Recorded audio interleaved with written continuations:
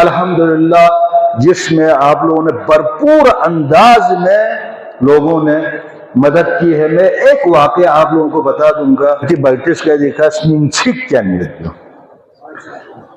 ایک نوربخشیہ ایک خاتون، بوڑھی خاتون، خپلو سے ایک بوڑھی خاتون جس کا نہ کوئی سہارا تھا، کچھ بھی نہ اولاد ہے، کچھ بھی نہیں ہے.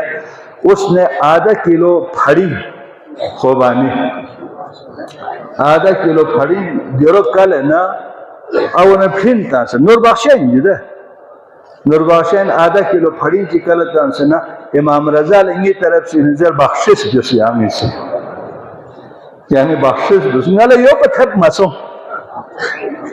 نالا یو پا تھپ مسو یعنی بخشش جس نا یوت سننا یان سے میرو پا لیکن نیشر یو پا تھپ مت زرنا.